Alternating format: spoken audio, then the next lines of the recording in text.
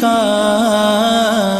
बिस्मिल्लाहिर्रहमानिर्रहीम, अल्हम्दुलिल्लाहि रब्बिल आलमीन, वस्सलातु वस्सलामु अला सय्यदिल अंबियाइ वल मुरसलीन व अला आलिहि व सहबिहि अजमईन। नाज़रीन मुकर्रम, अस्सलामु अलैकुम व रहमतुल्लाहि व बरकातुहू।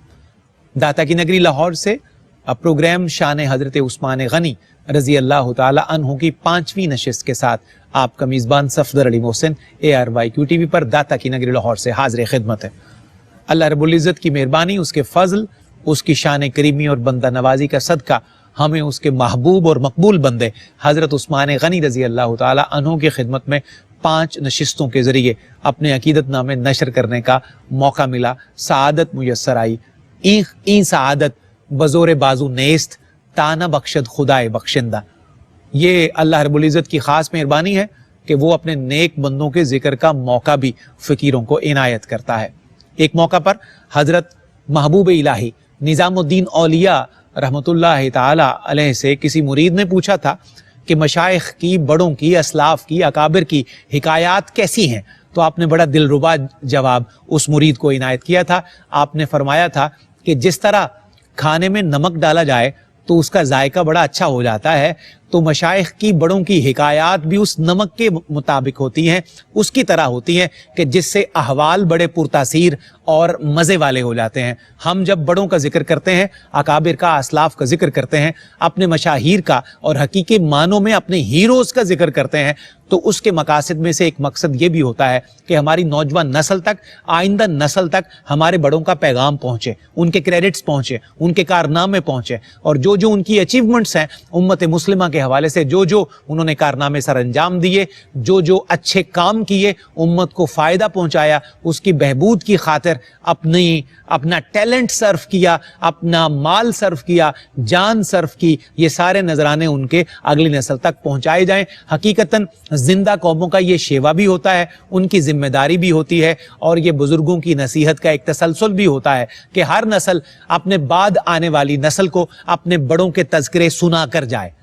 ममलकत सखा का, सखावत की दुनिया का बहुत बड़ा नाम है खलीफा सालिस सैयदुना अबू अब्दुल्ला उस्मान इब्न अफ़ान रज़ी अल्लाह ताला अन्हु हुज़ूर सरवर आलम सल्लल्लाहु अलैहि वसल्लम के दामाद हैं और ज़ुन्नूरैन हैं, ज़ुल हिजरतैन हैं। क्या क्या फ़जीलतें हैं जो सैयदना उस्मान गनी रज़ी अल्लाह ताला अन्हु को अल्लाह ने इनायत नहीं की। हमारी खुशबख्ती है कि आज की इस 5वीं नशिस्त के ज़रिए भी हम अपनी अकीदतों का खिराज पेश कर रहे हैं जनाब उस्मान की खिदमत में। बल्कि मंजूम अर्ज़ करूँ तो बात ऐसे है कि कब मुझे उससे मोहब्बत की अदा आती है, कब मुझे उससे मोहब्बत की अदा आती है जिसकी हुर्मत पे फरिश्तों को हया आती है।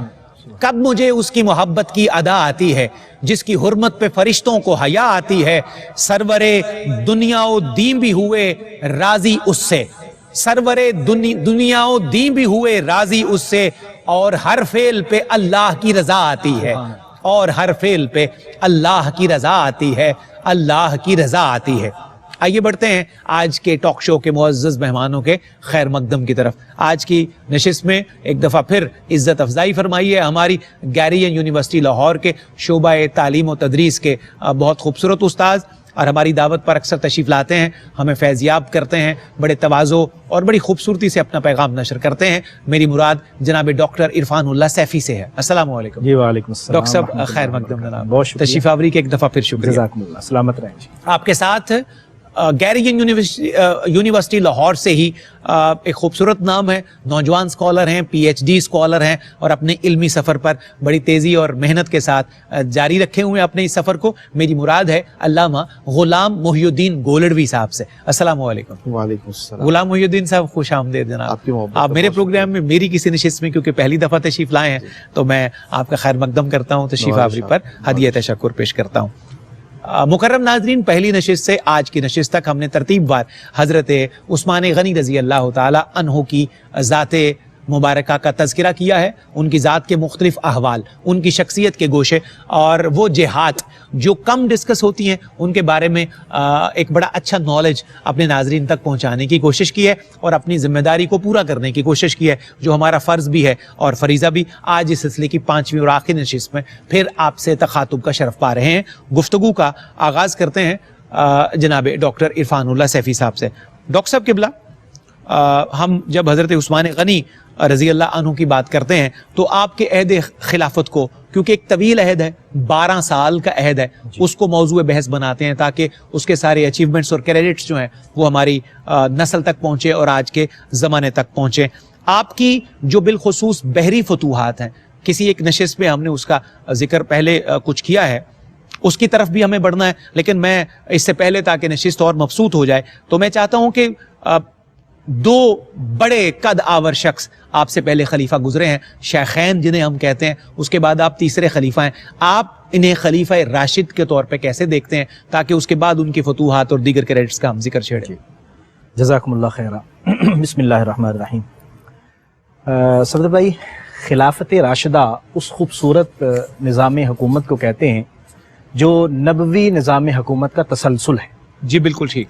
نبی کریم صلی اللہ علیہ وآلہ وسلم نے جو بنیادیں عطا فرمائیں اور آپ نے جس سلطنت کا آغاز فرمایا، اس کی آبیاری آگے خلافت راشدہ کے دور میں ہوتی ہے۔ اور نبی کریم صلی اللہ علیہ وسلم نے نہ صرف ایک نظام مکمل طور پر خود بنایا، اس کی بنیادیں عطا فرمائی، بلکہ ذکر بھی فرمایا کہ الخلافت بعدی 30 سنہ، کہ میرے بعد جو خلافت ہے وہ 30 سال ہوگی۔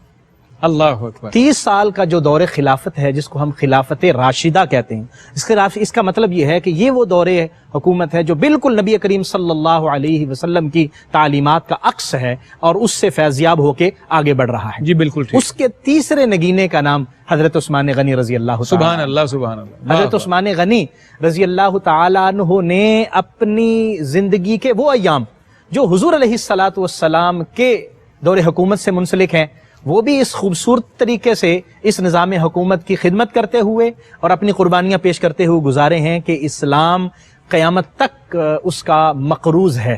حضور علیہ الصلاۃ والسلام نے جب بھی ارشاد فرمایا اسلام کو ضرورت ہے، مال کی ضرورت ہے، تو ہم دیکھتے ہیں کہ حضرت عثمان غنی اپنا مال پیش کرتے ہوئے نظر آتے ہیں۔ جیش الاسرہ، وہ غزوہ تبوک کا وہ بہترین موقع جس میں نبی کریم صلی اللہ علیہ وسلم نے اعلان فرمایا اور حضرت عثمان غنی رضی اللہ تعالی عنہ اربوں روپے کی ملکیت، اونٹ اور ساز و سامان اور گھوڑے اور اس کے علاوہ دیگر چیزیں حضور کی خدمت میں پیش کرتے ہیں اسلامی سلطنت کی بنیادوں کو مضبوط کرنے کے لیے، اور اس کے علاوہ خدمات ہمیشہ حضرت عثمان غنی نے پیش کی۔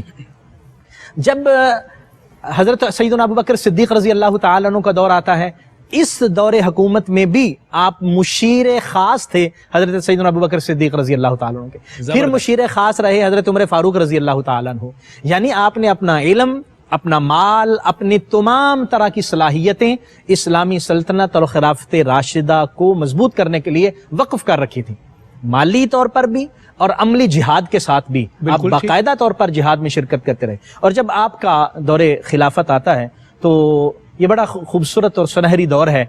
اس کے پہلے جو 6 سال ہیں وہ تو بہت زیادہ ترقی والے اور خوبصورت ہیں، بعد میں پھر فتنوں کا آغاز ہوتا ہے جس کو آپ نے بہت زیادہ حد تک جو ہے وہ قابو پائے رکھا، اور آخر پہ آ کے پھر جو ہے وہ آپ کی شہادت کی صورت میں ہمیں وہ دکھائی دیتا۔ حضرت عثمان غنی رضی اللہ تعالی عنہ نے اپنی خلافت کے خوبصورت دور میں 22 لاکھ مربع میل کی سلطنت کو 44 لاکھ مربع میل کی سلطنت تک پھیلایا۔ یعنی ایک سرحدوں کی وسعت ہے جو حضرت عثمان غنی رضی اللہ تعالی عنہ نے فراہم کی۔ اس کے علاوہ حضرت عثمان غنی رضی اللہ تعالیٰ عنہ نے جو انتظامی طور پر بہت سارے شعبے تھے جن کو دیکھنے کی ضرورت تھی، اور حضرت عمر فاروق رضی اللہ تعالیٰ عنہ نے بڑی خوبصورتی سے ان کا آغاز کیا تھا۔ اب اس میں اجتہاد کی ضرورت تھی، اس میں تجدید کی ضرورت تھی، اور اس میں وسعت اور پھیلاؤ کی ضرورت تھی۔ بالکل صحیح۔ حضرت عثمان غنی رضی اللہ تعالیٰ عنہ نے صیغہ فوج ہے، صیغہ پولیس ہے، اس طرح جو ذرائع نقل و حمل ہیں ان کی ساری صورتحال ہے، آپ نے ان سب پر نظر رکھی۔ جو مختلف جو صوبے تھے ان کے جو گورنر تھے ان کی باقاعدہ طور پر احتسابی کا نظام اور سارے معاملات حضرت عثمان غنی رضی اللہ تعالیٰ نے بڑے خوبصورت طریقے سے اس کو انجام پہنچایا، جس کے نتیجے میں اسلامی سلطنت کی وسعت بھی ہوئی اور اسلامی سلطنت کو مضبوطی بھی فراہم ہوئی۔ بہت شکریہ ڈاکٹر صاحب، بہت اچھی بنیاد فراہم کر دی علامہ غلام محی الدین گولڑوی صاحب۔ آغاز میں ہی میں اس کا کچھ حصہ عرض کر چکا ڈاکٹر صاحب سے کہ ظاہر ہے جب مملکت ایکسپینڈ ہو رہی ہے اور 2 گنا بڑھ گئی ہے، 22 لاکھ سے 44 لاکھ مربع میل پر ہو رہی ہے، تو اس میں ایک بڑا اچھا جو میجر پورشن ہے وہ بحری فتوحات کا بھی ہے۔ کیونکہ اس سے پہلے اس کی مثالیں ہمیں بہت کم ملتی ہیں, شاذ مثالیں ملتی ہیں, تو اس کا زیادہ کام جو نیول فورسز کا اجرا ہے اور پھر اس کی ایکسپینشن ہے, یہ سارا کام بھی دور عثمانی میں ملتا ہے. آپ اس حوالے سے بحری فتوحات کو کیسے دیکھتے ہیں؟ بسم اللہ الرحمن الرحیم. اولاً آپ کا شکر گزار ہوں, اور ثانیاً حضرت سیدنا عثمان غنی رضی اللہ تعالیٰ عنہ کے اولیات میں یہ چیز شامل ہے. آپ رضی اللہ تعالیٰ عنہ نے بحری بیڑے کا اجرا کیا, اور آپ نے نیوی فوج اسلام کو مہیا کی. اور اس سے پہلے آپ رضی اللہ تعالیٰ عنہ جب حضرت سیدنا عمر فاروق رضی اللہ تعالیٰ عنہ کے مشیر تھے, تو آپ نے جہاں بیت المال کے اجرا کا کہا اور اس پر باقاعدہ طور پہ تعمیل کرتے ہوئے اس کو جاری کیا گیا, وہاں آپ رضی اللہ تعالیٰ عنہ نے یہ بھی مشورہ فراہم کیا تھا. لیکن حضرت سیدنا عمر فاروق رضی اللہ تعالیٰ عنہ اس کے قائل نہ ہوئے, اور آپ نے یہ کہا کہ میں مسلمانوں کو نقصان نہیں پہنچانا چاہتا. سو اس پر حضرت سیدنا عثمان غنی رضی اللہ تعالیٰ عنہ, اس وقت ظاہر ہے کہ مشورہ ہوتا ہے, کسی کے اوپر کوئی تسلط تو جمانا نہیں ہوتا نا. بالکل صحیح. تو جب آپ کا عہد خلافت آتا ہے تو آپ نے ان امور کی طرف توجہ دی جن کی وقت تقاضا کر رہا تھا اور ضرورت تھی. بالکل درست. تو اس طور پہ حضرت سیدنا عثمان غنی رضی اللہ تعالیٰ عنہ کو خط و کتابت کے ذریعے سے, مراسلات کے ذریعے سے, یہ حضرت سیدنا امیر معاویہ رضی اللہ تعالیٰ عنہ نے اور حضرت عبداللہ بن ابی سرحہ رضی اللہ تعالیٰ عنہ اور دیگر وہاں کے جو عمال تھے, انہوں نے یہ کہا کہ ہمیں ضرورت ہے. تو آپ رضی اللہ تعالیٰ عنہ نے وہی بات دہرائی کہ نقصان تو نہیں ہے مسلمانوں کا؟ بولے نہیں. تو پھر آپ رضی اللہ تعالیٰ عنہ نے اس کا اجرا کیا. اس میں خصوصی طور پہ ہمیں سائپرس کی فتح نظر آتی ہے, اور اس کے علاوہ شام کے علاقے میں جو انہوں نے شام کے ساحل پر روم کی طرف سے, قیصر روم کی طرف سے جو افواج بڑھیں, تو ان کا مقابلہ جو ہے وہ نظر آتا ہے. تو مسلمانوں کو اللہ تبارک و تعالیٰ نے اس سائپرس میں اور جو شام کے ساحل کی جو ان کی طرف سے معرکات تھے, اس میں اللہ رب العزت نے مسلمانوں کو فتح عطا فرمائی. اور حضرت سیدنا عبداللہ بن ابی سرحہ رضی اللہ تعالیٰ عنہ, وہ بہت زبردست انہوں نے جب اقدام کیا, تو بجائے اس کے کہ وہ روم کی افواج مسلمانوں کے ساحل پہ اتر آتی, آپ رضی اللہ تعالیٰ عنہ نے وہ بحری جہازوں کے ذریعے سے وہاں تک پہنچے اور اپنے جہازوں کو آپس میں ایک دوسرے کے ساتھ باندھ دیا. اور جو وہاں پہ معرکہ ہوا, وہ اس نے مسلمانوں کی بہت بڑی افرادی قوت کو اپنی زد میں لیا, اور اسی طرح جو کفار تھے وہ بھی بہت بڑی تعداد میں مرے. صحیح. اور بہت کم لوگ تھے جو واپس جا سکے. تو اسی طرح قبرص میں انہوں نے ابتدائی طور پہ 7 لاکھ دینار سالانہ دینا انہوں نے جو اس پہ طے پایا. اس کے بعد آپ رضی اللہ تعالیٰ عنہ نے یہ چیز بھی وہاں پہ جاری کی کہ آپ لوگ ہمیں جو 7 لاکھ دینار دیں گے, ہم اس کے بدلے میں کوئی آپ کی محافظت نہیں کریں گے, ہم آپ کی چوکیداری نہیں کرتے, آپ کو خود ہی اپنی حفاظت کرنی ہے. البتہ یہ کہ ہمارا دشمن جہاں کہیں سے سر اٹھائے وہ ہمیں خبر ضرور دینی ہے. بالکل. تو ابتدائی طور پہ جب وہ ڈرے ہوئے تھے تو اس وقت تو وہ مسلمانوں کے حمایتی رہے. اب جب انہوں نے دیکھا کہ یہ تو کافی عرصہ گزر چکا, یہ تقریباً کوئی 28 ہجری کا واقعہ ہے. بالکل ٹھیک.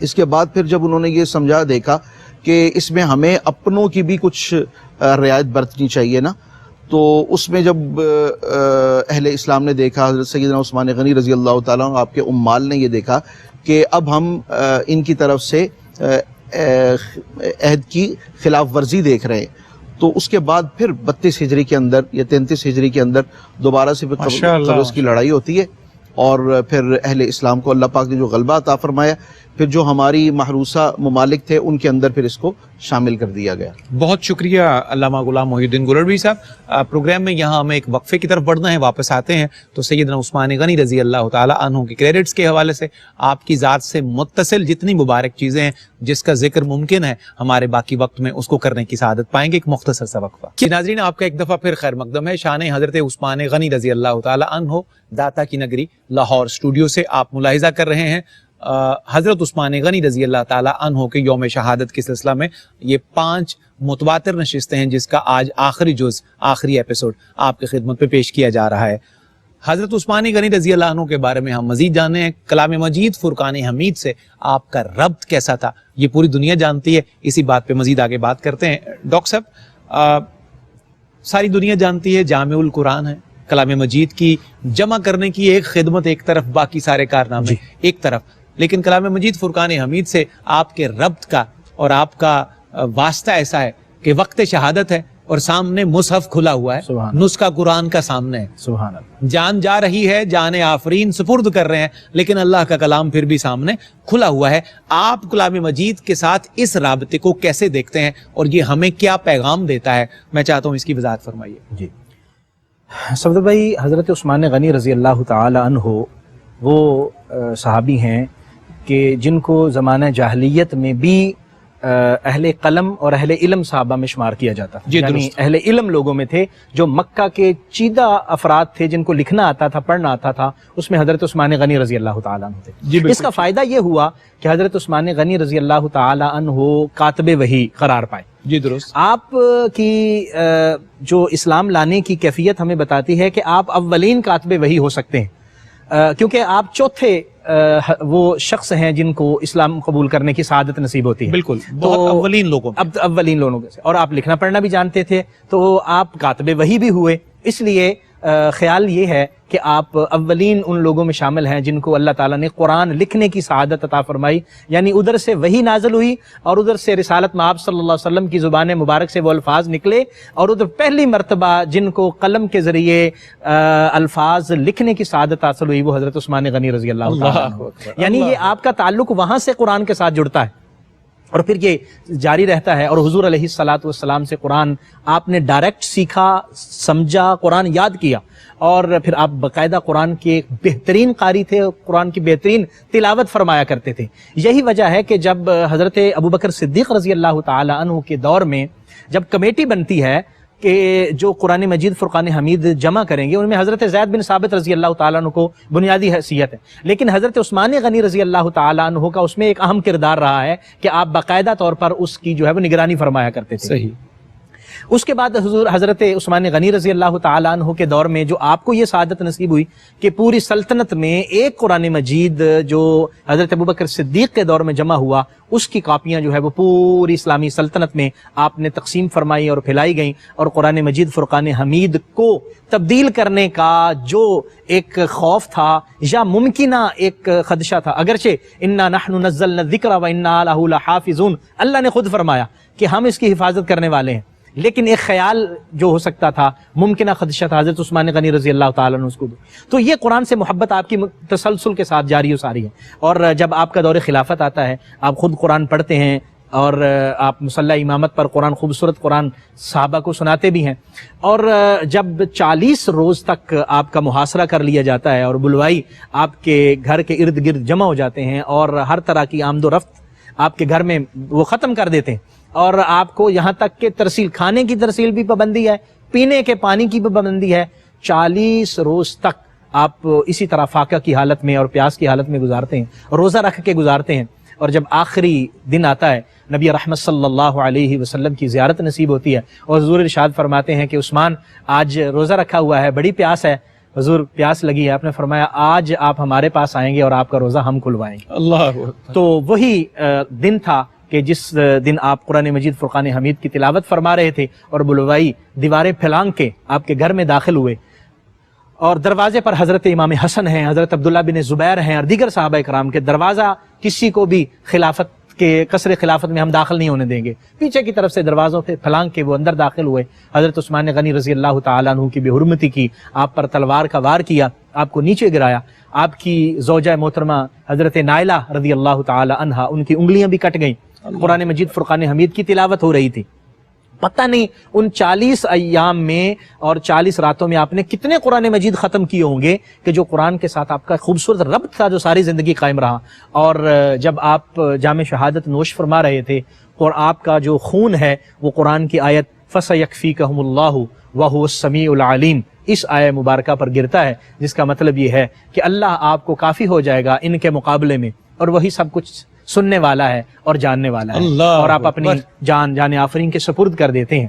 اور جب آپ کی روح پرواز کر رہی ہے, قرآن کی تلاوت ہو رہی ہے اور قرآن کے قطرے جو ہیں وہ خون کے قطرے قرآن پر گر رہے ہیں. اور یہ نبی رحمت صلی اللہ علیہ وسلم کی ایک حدیث بھی ہے کہ جو شخص جس حالت میں اس دنیا سے رخصت ہوگا کل قیامت کے دن اسی حالت میں اٹھایا جائے. کیا بات. تو حضرت عثمان غنی کا جو قرآن سے تعلق ساری زندگی رہا وہ اس شہادت کے وقت بھی قائم رہا، اور جب آپ قیامت کے دن اٹھیں گے اپنے مزار مبارک سے نکلیں گے تو اس وقت بھی اسی حالت میں قرآن کی تلاوت کر رہے ہیں۔ سبحان اللہ ڈاکٹر صاحب، سبحان اللہ سبحان اللہ۔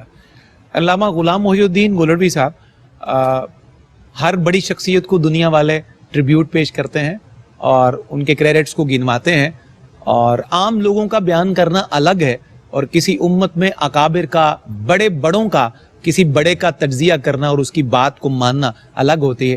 حضور علیہ السلام کی امت میں جتنے اکابرین گزرے، اسلاف میں سے بڑے گزرے، انہوں نے حضرت عثمان غنی کا ذکر خیر کس طرح کیا ہے، ان کے فضائل اور مناقب کس طرح بیان کیے ہیں، ان کو ٹریبیوٹ اور خراج عقیدت کیسے پیش کیا ہے، اس کا کچھ جھلکیاں آپ ہمیں عنایت کیجیے۔ السابقون الاولون کہہ کے تو سب سے پہلے اللہ رب العزت نے ان کی شان اور تقدیس کا بیان فرمایا۔ بالکل صحیح۔ رضی اللہ عنہم ورضوا عنہ، یہ اللہ رب العزت کی طرف سے اعلان ہے، اور خود آن جناب حضور تاجدار انبیاء صلی اللہ علیہ وسلم کا ان کی شخصیت کے متعلق خصوصی طور پہ آپ رضی اللہ تعالیٰ عنہ کے متعلق کہا کہ اے عثمان، جب غزوہ تبوک کے موقع پہ آپ رضی اللہ تعالیٰ عنہ نے بہت سا سامان راہ خدا میں اور زاد راہ جو ہے وہ مہیا کیا، تو اس پر آپ صلی اللہ علیہ وسلم نے فرمایا کہ آئندہ تمہیں کوئی بات بھی نقصان نہیں دے گی۔ آپ صلی اللہ علیہ وسلم کا ارشاد گرامی کہ ہر نبی کا جنت میں ایک رفیق ہے، اور میرے رفیق جنت میں حضرت سیدنا عثمان غنی رضی اللہ تعالیٰ عنہ ہیں۔ تو اس طرح آپ صلی اللہ علیہ وسلم کی طرف سے جو بیانیہ ہے وہ تو بہت ہی عظمت کا حامل ہے۔ سبحان اللہ۔ اس پر حضرت سیدنا علی المرتضیٰ رضی اللہ تعالیٰ عنہ کا ایک قول مبارک، آپ یہ ارشاد فرماتے ہیں کہ جس دن سے حضرت سیدنا عثمان غنی رضی اللہ عنہ نے شہادت پائی، میں اس دن سے کمزور ہو گیا ہوں۔ ہائے ہائے۔ رب العزت نے بڑی شان سے آپ کو نوازا۔ حضرت سیدنا داتا گنج بخش علی اجمیری رحمۃ اللہ تعالیٰ علیہ کا اسم گرامی آپ ادا کرتے ہوئے علی بن عثمان، حضرت سیدنا داتا گنج بخش علی بن عثمان حجویری رحمۃ اللہ تعالیٰ علیہ، تو اس طرح امت نے آپ سے اظہار محبت کے طور پہ اپنے بچوں کا نام اور بہت اکابر محدثین کا، مفسرین کرام کا نام عثمان، یہ آپ رضی اللہ تعالیٰ عنہ سے اظہار عقیدت اور محبت ہے۔ بالکل ٹھیک۔ ڈاکٹر صاحب، میں جو عرض کی تھی علامہ غلام محی الدین صاحب سے، میں چاہتا ہوں کہ اس سلسلے کو تھوڑا سا اور بڑھائیں، اور ہمارے بزرگوں نے، بڑوں نے، اہل اللہ نے، تصوف کے سالاروں نے حضرت عثمان غنی کے حوالے سے اگر کچھ اقوال نشر کیے ہوں یا ان کی باتوں کو شیئر کیا ہو تو تھوڑا سا آپ اس میں اضافہ فرما دیجیے۔ جی، حضرت عثمان غنی رضی اللہ تعالی عنہ، آپ کی ذات ببرکات کے جو فضائل نبی کریم صلی اللہ علیہ وآلہ وسلم نے بیان فرمائے، ظاہر بات ہے صحابہ کرام کے وہ ذہنوں میں نقش تھے، اور ایسا ممکن بھی نہیں ہے کہ جو نبی رحمت صلی اللہ علیہ وسلم کی ایک ایک ادا کو دیکھتے ہوں اور حضور علیہ الصلاۃ والسلام کی ایک ایک چیز پر جن کی نظر ہو، ان کی نظر حضرت عثمان غنی کے فضائل پر کیسے نہیں ہو۔ اور حضرت علی رضی اللہ تعالی عنہ، حضرت عثمان غنی کو آپ فرمایا کرتے تھے کہ اللہ تبارک و تعالیٰ نے آپ کو یہ شرف عطا فرمایا ہے کہ آپ کے گھر میں حضور کی 2 صاحبزادیاں ہیں، یک بعد دیگرے 2 صاحبزادیاں ہیں، اور حضرت علی رضی اللہ تعالی عنہ باقاعدہ طور پر اپنے صاحبزادوں کی ڈیوٹیاں لگاتے ہیں، حضرت امام حسن اور حسین کی۔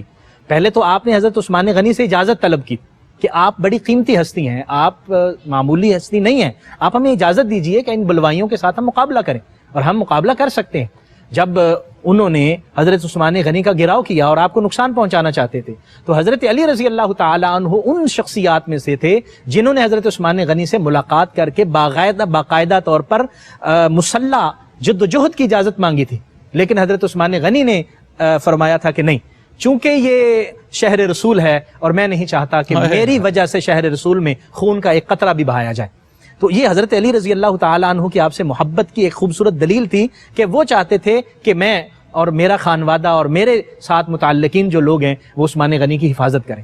اور جب حضرت عثمان غنی تیار نہیں ہوئے تو آپ نے حضرت امام حسن اور حسین کی ڈیوٹی لگائی کہ آپ نے ان کی حفاظت کرنی اور دروازے پر قائم رہے، یا تو شہزادہ حسین ہمیں نظر آتے ہیں یا شہزادہ حسن نظر آتے ہیں۔ اور جب آپ کو شہید کیا گیا تھا، جو پیچھے کی طرف سے لوگ آئے تھے، اس وقت دروازے پر حضرت امام حسن تھے، جنہوں نے کوشش کی تھی کہ ہم دروازے سے جائیں، لیکن حضرت امام حسن کی بہادری کے سامنے ان کی کوئی ایک بھی نہیں چلی۔ لیکن چونکہ حکم یہ تھا کہ تلوار نہیں اٹھانی، کسی کا خون نہیں بہانا، اس لیے وہ اس حفاظت کے ساتھ جو ہے وہ سامنے کھڑے تھے. اسی طرح حضرت ابو ہریرہ رضی اللہ تعالی عنہ ہے، حضرت عثمان غنی رضی اللہ تعالی عنہ کی شہادت پر ان کے آنکھوں سے آنسو جاری تھے اور رکتے نہیں تھے، اور وہ فرماتے تھے کہ آج اتنا بڑا نقصان ہوا ہے کہ امت کا اتنا بڑا شاید ہی نقصان ہوا ہوگا. اور دیگر صحابہ کرام حضرت عثمان غنی کی شہادت کو وہ بند تعمیر کرتے، یعنی اس بند کا کھلنا تعمیر کرتے تھے جو فتنوں کے سامنے قائم تھا. اور پھر بعد میں جو بلوائی تھے جنہوں نے یہ حرکت کی تھی ان کو احساس بھی ہوا، شرمندہ بھی ہوئے، لیکن اس وقت تک دشمن کی چال کامیاب ہو چکی تھی. جو وہ چاہتے تھے اسلام کو فتنوں کے اندر ڈال دینا اور اسلام میں طرح طرح کی اس طرح کی خرافات کو وہ شروع ہو چکی. اور پھر حضرت مولا کائنات شیر خدا رضی اللہ تعالیٰ عنہ کو سارا دور خلافت آپ کو انہی فتنوں کے سامنے جو ہے وہ بند باندھتے ہوئے نظر آتا دکھائی دیتا ہے، لیکن وہ معاملات جو ہے وہ بہت زیادہ مشکلات کا شکار ہو گئے. حضرت عثمان غنی رضی اللہ تعالی عنہ سے مختلف روایات جو مروی ہیں جن کو صحابہ کرام نے بیان کیا، آپ نے آگے تابعین کو بیان کیا اور تابعین نے آگے جو ہے وہ مختلف روایات ہیں، اور اس میں نبی کریم صلی اللہ علیہ وسلم کی سیرت کے مختلف نقوش ہیں. اور اس پر ایک خوبصورت کام کیا جا سکتا ہے کہ حضرت عثمان غنی کی روایات سے نبی کریم صلی اللہ علیہ وسلم کی سیرت کے کون سے نقوش جو ہے وہ ہمارے سامنے آتے ہیں، جس میں حضور علیہ الصلوۃ والسلام وہ روایات جو حضور علیہ السلام کی سیرت طیبہ کو بیان کر رہی ہے. حضرت عثمان غنی رضی اللہ تعالی عنہ وہ ہستی ہیں کہ جنہوں نے اسلام کے لیے اپنی ساری زندگی بھی قربانیاں کی، جس کو ہم کہتے ہیں دامے درہمے سخنے قدمے، وہ صحیح معنوں میں حضرت عثمان غنی رضی اللہ تعالی عنہ کی ہستی سے ہمیں دکھائی دیتی ہیں. بہت شکریہ ڈاکٹر صاحب، بڑی قیمتی باتیں آپ نے ہمیں پہنچا دی ہیں.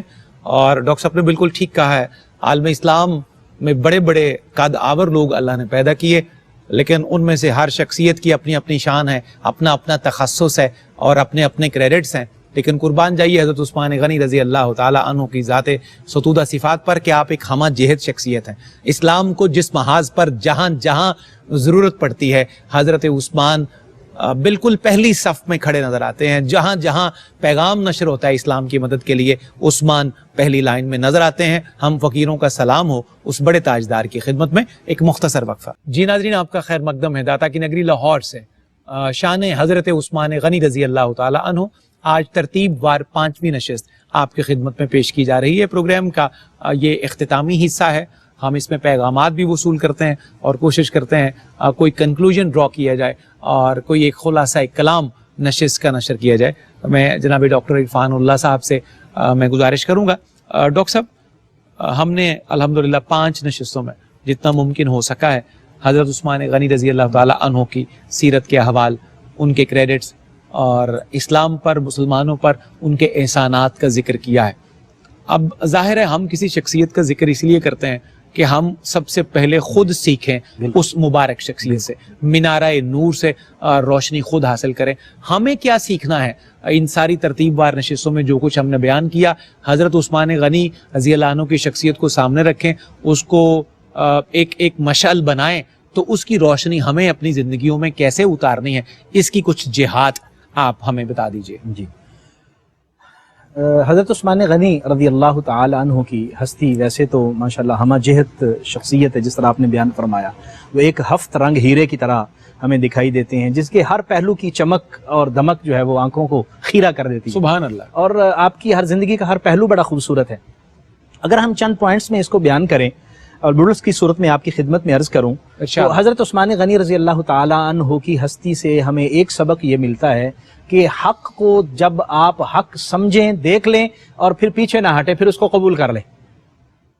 حضرت عثمان غنی کا تعلق بنو امیہ سے ہے، درست. نبی رحمت صلی اللہ علیہ وسلم اعلان نبوت فرماتے ہیں آپ کا تعلق بنو ہاشم سے ہے، اور حضور نے اعلان نبوت فرمایا حضرت ابو بکر صدیق رضی اللہ تعالی عنہ کے ذریعے پیغام حضرت عثمان غنی تک پہنچا، اور حضرت عثمان غنی نے دیر نہیں لگائی اسلام قبول کرنے میں. اور چوتھی ہستی جنہوں نے اسلام قبول کیا وہ حضرت عثمان غنی رضی اللہ تعالی عنہ. اس کا مطلب ہے حق کو دیکھا تو فوراً قبول کر لیا.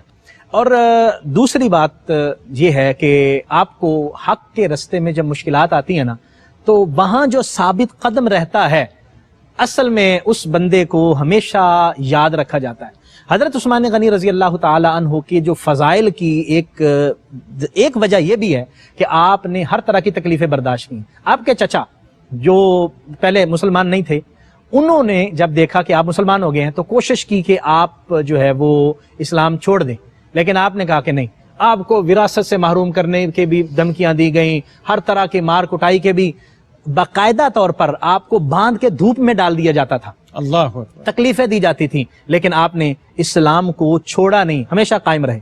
اور جب دیکھا کہ حالات یہاں پر مشکل ہیں، نبی کریم صلی اللہ علیہ وآلہ وسلم نے حکم دیا کہ ایمان والے اپنے ایمان کے لیے جو ہے وہ اپنا علاقہ چھوڑ کر کسی دوسرے علاقے کی طرف چلا جائیں، اور حضور نے حبشہ کی طرف رہنمائی فرمائی۔ درست۔ حضرت عثمان غنی وہ پہلی ہستی ہیں جنہوں نے اپنی زوجہ محترمہ کے ساتھ 2 مرتبہ ہجرت کی ہے۔ نبی کریم صلی اللہ علیہ وسلم نے فرمایا کہ حضرت لوط علیہ السلام کے بعد جس شخصیت نے ایمان کے لیے ہجرت کی ہے وہ بعد میں حضرت عثمان غنی رضی اللہ تعالیٰ عنہ کی زوجہ ہے، حضرت رقیہ رضی اللہ تعالیٰ عنہ کے حضور کی صاحبزادی۔ تو آپ نے، حالانکہ ایک معاشی سٹیٹس تھا آپ کا مکہ المکرمہ میں، گھر بار تھا اور ایک اچھی صورتحال تھی، معاشی صورتحال، آپ نے اس کو چھوڑا اور ایمان کے لیے آپ حبشہ روانہ ہو گئے۔ پھر دوسری مرتبہ بھی آپ کو ہجرت کی سعادت نصیب ہوئی ہے۔ اس کا مطلب یہ ہوا کہ آپ قربانی دیں اور اللہ کریم آپ کے درجات میں بلندی عطا فرمائے۔ حضرت عثمان غنی رضی اللہ تعالیٰ عنہ نے جب بھی اسلام کی حفاظت کے لیے اور اسلام کی خاطر جب بھی مسلمانوں کو مشکل پیش آئی اور مالی قربانی کا وقت آیا، حضرت عثمان غنی کسی جگہ آپ کو دوسری صف میں نہیں بلکہ صف اول میں پہلے نمبر پر آپ کو نظر آئیں گے۔ حضرت عثمان غنی رضی اللہ تعالیٰ نے مسلمانوں کو پانی کی ضرورت ہے تو کنواں کھدوا کے دے رہے، مسلمانوں کو جنگی معاملات کے اندر مالی معاملات کی ضرورت ہے تو مالی معاونت حضرت عثمان غنی رضی اللہ تعالیٰ عنہ کو فراہم کر رہے ہیں۔ اور اسلام کا ایک خوبصورت چہرہ کہ اسلام غلامی کی زنجیریں توڑنے کے لیے آیا ہے، حضرت عثمان غنی غلام بار بار غلام آزاد کر کے وہ چہرہ بھی پیش فرما رہے ہیں کہ اسلام جو ہے یہ خوبصورت مذہب ہے جو اسلام لوگوں کو آزادی عطا فرمانے کے لیے آیا ہے۔ حضرت عثمان غنی رضی اللہ تعالی عنہ نے اپنی تعلیم و تعلم کے ذریعے لوگوں کو سکھا کر، پڑھا کر اور بہت سارے لوگوں کے اسلام لانے کا سبب حضرت عثمان غنی رضی اللہ تعالی عنہ بنے۔ اس کا مطلب ہے کہ اسلام کی تبلیغ کرنا یہ بھی حضرت عثمان غنی کی خوبصورت تعلیم سے ہمیں حاصل ہوتا ہے۔ اور پھر حیا، آپ کا حیا تو آپ کا استعارہ ہے، اور آپ کی حیا کو نبی رحمت صلی اللہ علیہ وآلہ وسلم بھی کس خوبصورت طریقے سے بیان فرماتے ہیں، اور فرماتے ہیں کہ میں اس ہستی سے، اس شخصیت سے حیا کیوں نہ کروں جس سے فرشتے بھی حیا کرتے ہیں۔ اور حضور نے یہ ارشاد فرمایا تھا کہ جس چیز کے اندر بھی حیا ہوگی نا، حیا اس کو زینت عطا کرے گی۔ بالکل درست۔ تو حضرت عثمان غنی رضی اللہ تعالی عنہ کو اللہ نے کتنی زینت عطا کی ہے، اس کا مطلب ہے کہ اگر ہم حیا کا فیض وہاں سے وصول کریں، اللہ کریم ہماری سیرتوں کو بھی زینت عطا کرے گا اور ہماری شخصیات کو بھی زینت عطا کرے گا۔ اسی طرح حضرت عثمان غنی رضی اللہ تعالی عنہ نے اسلامی سلطنت کی وسعت کے لیے کوشش کی، اور جہاں پر اسلام کے لیے مطلب مساجد کی تعمیر کا مسئلہ تھا، مسجد نبوی شریف ہے، خانہ کعبہ شریف کی تعمیر ہے، حضرت عثمان غنی وہاں بھی آپ کو مقدم نظر آئیں گے اور اپنی خدمات پیش کرتے ہوئے نظر آئیں گے۔ حضرت عثمان غنی رضی اللہ تعالی عنہ صحابہ کے درمیان جب آپ کو نظر آئیں گے تو عاجزی اور انکساری کا پیکر نظر آئیں گے۔ اور یہ خوبصورت پہلو آپ کا یہ ہے کہ کسی ایک مرحلے میں بھی، زندگی کے کسی مرحلے میں بھی یہ نظر نہیں آئے گا کہ یہ اتنی مالدار ہستی ہیں، یہ ان کے پاس بڑا پیسہ ہے، یعنی عز و نیاز اتنا ہے۔ ہاں، عاجزی اور انکساری کا عالم یہ ہے کہ آپ ہمیشہ عاجزی کے ساتھ رہتے تھے اور دعا کیا مانگتے ہیں، یا اللہ اگر میں نے کسی کے ساتھ ظلم کیا ہے تو مجھے معاف فرما دے، اور اگر کسی نے مجھ پر ظلم کیا ہے تو میں تیری رضا کے لیے اس کو معاف کرتا ہوں۔ یعنی یہ خوبصورت تعلیمات ہیں جو حضرت عثمان غنی رضی اللہ تعالیٰ عنہ کی ہمیں عطا ہوئی ہیں۔ تو اس کا مطلب یہ ہے کہ حضرت عثمان غنی رضی اللہ تعالیٰ عنہ یا جو بھی ہمارے مشاہیر ہیں ان کی سیرت سے روشنی حاصل کر کے ہم بہترین ہستی اور بہترین شخصیت بن سکتے ہیں اور لوگوں کو تعلیم دے سکتے ہیں۔ اللہ کریم ہمیں توفیق عطا۔ الہی آمین، اللہم ربنا آمین۔ جناب غلام محی الدین صاحب گولڑوی، ظاہر ہے ہم یہ ساری باتیں جب کرتے ہیں، سنتے سناتے ہیں، تو سب سے پہلے اس کا مرکز تو ہماری اپنی ذات ہوتی ہے، پھر دوسرے لوگ جو سنتے ہیں ان تک اس کا اثر ہونا چاہیے۔ ہم اگر ذاتی طور پہ دیکھیں، حضرت عثمان رضی اللہ عنہ کی سیرت سے، آپ کے احوال سے، آپ کی ذات سے، آپ کے کارناموں سے، اور زندگی بھر جو نیک اعمال آپ نے کیے رسول اللہ صلی اللہ علیہ وسلم کے تتبع میں اور ان کے حکم پر، ہمیں اپنی زندگیوں کو ان ساری روشنیوں سے کیسے آراستہ کرنا ہے، مستنیر کرنا ہے، آپ کیا پیغام نشر کرتے ہیں؟ آپ کی شخصیت کے بہت سے عناوین ہیں، کوئی ایک عنوان نہیں ہے کہ اس حوالے سے آپ کی شخصیت نمایاں ہو۔ کئی حوالے سے آپ رضی اللہ تعالیٰ عنہ کی حضور صلی اللہ علیہ وسلم کے ساتھ جو عقیدت اور محبت ہے، اسلام کے لیے جو مال اور اسباب کے اخراجات کے حوالے سے، اسلام کو اپنا مصرف بنا کے اس پر خرچ کرنے کے حوالے سے، جو اقدامات ہیں وہ لائق تحسین بھی ہیں اور لائق تقلید بھی۔ اسی طرح آپ سیاسی حوالے سے دیکھتے ہیں تو آپ رضی اللہ تعالیٰ عنہ کی شخصیت مبارکہ میں جو پہلو نظر آتا ہے وہ حضرت سیدنا ابوبکر صدیق رضی اللہ تعالیٰ عنہ کی لطافت نظر آتی ہے، حضرت سیدنا عمر فاروق رضی اللہ تعالیٰ عنہ کی سیاسی تدبر نظر آتا ہے۔ درست۔ تو آپ رضی اللہ تعالیٰ عنہ اگر بطور حاکم ریاست لیے جائیں یا آپ رضی اللہ تعالیٰ عنہ نبی کریم صلی اللہ تعالیٰ علیہ وسلم کی امت کے ایک مبلغ کے طور پہ لیے جائیں تو ہر حوالے سے آپ رضی اللہ تعالیٰ عنہ لائق تقلید ہیں، اور آپ رضی اللہ تعالیٰ عنہ کی شخصیت مبارکہ سے جو ہمیں نمایاں پہلو ہمیں نظر آتے ہیں ان میں سے ایک پہلو آپ رضی اللہ تعالیٰ عنہ کا قرآن سے وابستگی اور عقیدت اور محبت ہے، جیسا کہ ابھی بیان بھی ہوا کہ آپ کی شہادت جو ہے وہ قرآن مجید فرقان حمید کی قرات میں نظر آتی ہے۔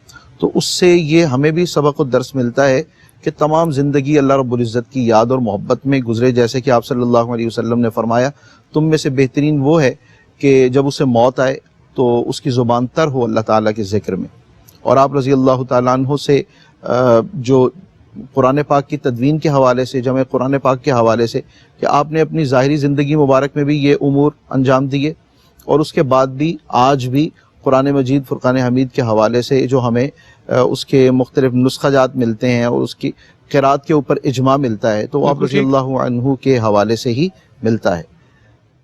بالکل ٹھیک۔ مکرم ناظرین، 5 نشستیں ہمیں پیش کرنے کی سعادت ملی ہے ذوالحج کے ان مبارک ایام میں، ان پر نور ساعتوں میں۔ ویسے ہی بڑا مبارک مہینہ ہے، حج کے ایام ہیں، عید الاضحیٰ ہیں، وقوف عرفات ہے، کیا کیا نعمتیں اللہ رب العزت کے دسترخوان کرم سے منتخب لوگوں کو اس مہینے میں نصیب نہیں ہوتی۔ جنہیں اللہ نے بلایا انہیں اپنے در پہ بھی بلایا، انہیں اپنے کریم محبوب کے در تک بھی پہنچایا، حج کی نعمت بھی عنایت کی، قربانی کے جذبے بھی وہاں عنایت کیے۔ اسی مبارک مہینے کی ان ساعتوں میں سیدنا عثمان غنی رضی اللہ تعالی عنہ کا ذکر خیر بھی ہمیں یہاں نشر کرنے کا موقع ملا۔ جن لوگوں نے ان نشستوں میں شرکت کی ٹرانسمیشن کے ذریعے، وہ لوگ بھی مبارکباد کے مستحق ہیں۔ 5 نشستوں میں ہم اپنے ہدایہ عقیدت پیش کرنے کے قابل ہو سکے۔ اللہ کریم ہماری یہ نوکری قبول فرمائے اور ہمیں بھی بارگاہ عثمانی سے خیرات نصیب فرمائے۔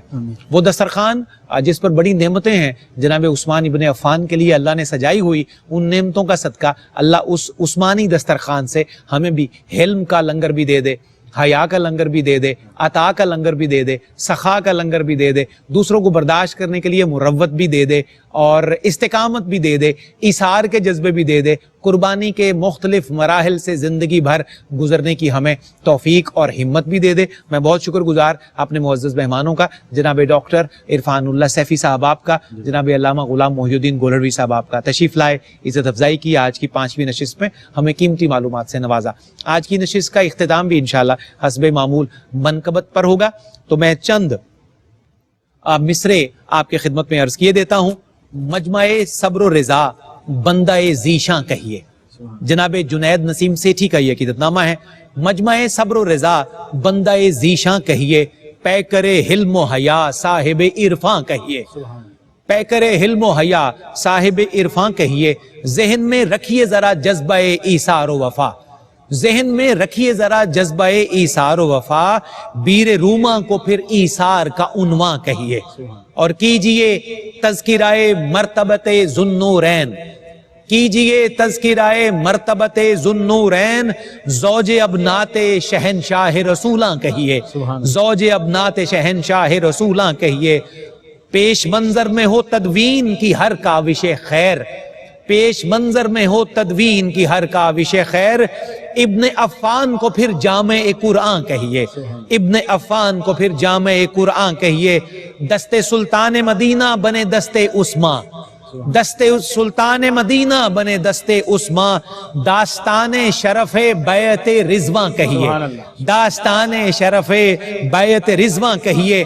اور ناظرین، شعر بالخصوص ہمدم حضرت صدیق و رفیق فاروق، ہمدم حضرت صدیق و رفیق فاروق، دہر میں نصرت شیخان کا سامان کہیے، دہر میں نصرت شیخین کا سامان کہیے، اور مقطع سے پہلا شعر ہے واقف مرتبہ آل رسول الثقلین، کیا بات، واقف مرتبہ آل رسول الثقلین، خیر اندیش جناب شہ مرداں کہیے، خیر اندیش جناب شہ مرداں کہیے۔